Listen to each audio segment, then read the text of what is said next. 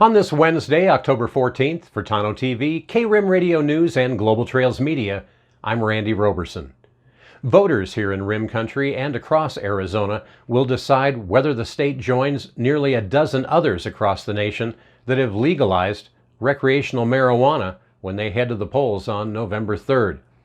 The measure, known as Proposition 207, would let people 21 and older possess up to an ounce of marijuana or a smaller quantity of concentrates such as hashish, allow for the sale of recreational marijuana at licensed retailers, and for people to grow their own plants. The measure, called the Smart and Safe Arizona Act, also levies a 16% excise tax on pot on top of the standard sales tax that goes to state and local governments. The proceeds from the excise tax, which the legislature's budget analysts estimate will bring in about $166 million a year once the marijuana market matures, would go to community colleges, local police and fire agencies, local and state transportation projects, and public health and criminal justice programs. Including state and local sales taxes, the analysts estimate $255 million a year in new revenue. The measure's proponents argue that it's time for the state to finally rescind its punitive penalties on marijuana, test marijuana being consumed, and cut down on crime and costs associated with smuggling and illicit sales. At the end of the day, we're going to mitigate the black market, you're going to make the market safer, and you're going to generate hundreds of millions of dollars of new revenue for programs that all Arizonans support: community colleges, roads, local public safety issues. That, according to Chad Campbell, chairman of the committee backing the measure. He says it's a win-win for everybody. Well, not so fast, opponents say.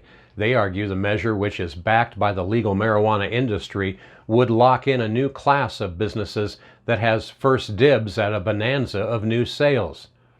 It's written by, funded by, and will benefit big marijuana, said Lisa James, spokesperson for the group opposed to the measure, Arizonans for Health and Public Safety.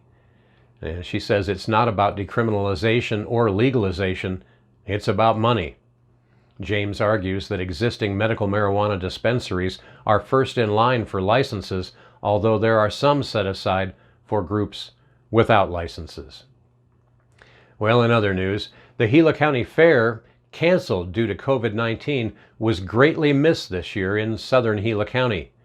Fairgoers were left remembering fairs gone by and looking forward to fairs to come, but what did no fair mean to the hardworking young people that spent the last year raising an animal for the annual livestock auction? With urgency, the Gila County Fair Board stepped in to remedy the issue. For the first time in the history of 4-H and FFA, the auction would be virtual. Taking our annual youth livestock auction online virtually was a tough decision, and the experience sure was different this year, but it was a genuine success. In fact, we brought in more registered buyers than last year and auctioned more than 50 livestock, including beef cattle, hogs, lambs, goats, and even turkeys. That, according to Gila County Fair Board co-chairman Hannah McDaniel. The auction managed to attract 64 registered buyers with $209,150 in total sales. Those of us who volunteer on the auction committee and their fair board are glad we found a way to continue this tradition, one that spans several generations of ranch families throughout Gila County and 4-H and FFA youth participants, according to McDaniel. She went on to say, during this unprecedented year of COVID-19, our virtual auction engaged our youth participants, their parents, volunteers, and livestock judges, and stayed in compliance with public health guidelines that limit crowds and assure safe physical distancing. Well, coming up in Rim Country weather, it does look like today will be the warmest day of this week. So what can you expect for the coming weekend and the start of the next work week? A complete report on your 7-day forecast is coming up. You're watching Rim Country News. Hey everybody, we are so excited. We have our annual Domestic Violence Awareness Memory Walk coming up here at Expedition Church on Wednesday, October 14th at 5 p.m. Please come join us and walk with us. We want our community's support to show awareness for those who have lost their lives due to domestic violence.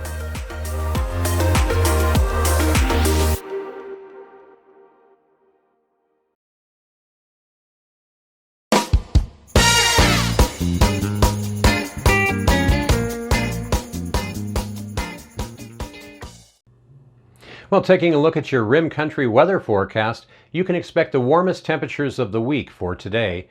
A dry cold front will drop temperatures 10 degrees or more tomorrow and Friday for areas northeast of the Mogollon Rim all the way up to the Four Corners. Temperatures today, again, will be the warmest of the period, with the potential for a few more records to be broken.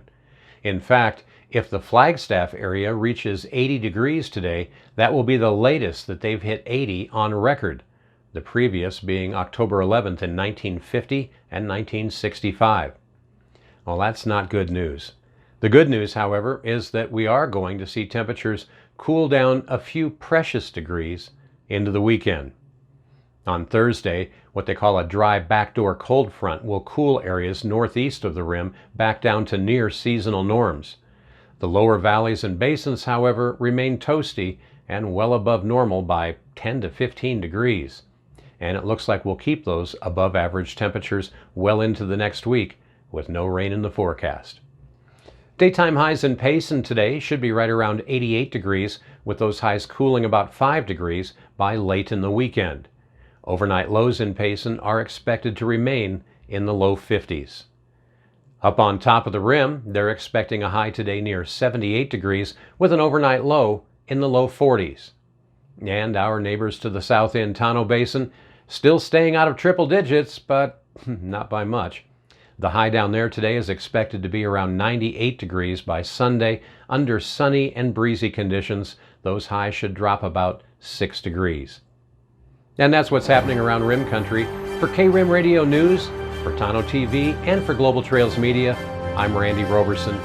Make it a great Wednesday.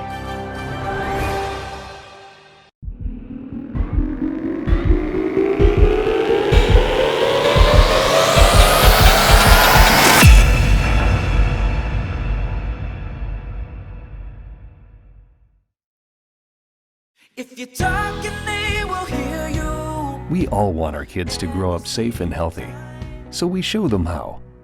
And we tell them with honest conversations that let them know what we expect. Not just one time, but every chance we get. That's especially important when it comes to alcohol and other drugs. Kids not only need to know the dangers and how to avoid them, they need to hear it often from you. And when it comes to pain medications, opioids, they need to know that they should never be taken without a prescription and never shared with friends or family. It's dangerous and illegal. So talk with your kids and guide them through the challenges of growing up safe and healthy. Because when you talk, they hear you. For more information about talking with your kids about underage use of alcohol and other drugs, visit underagedrinking.samhsa.gov. So talk, they hear you. You can do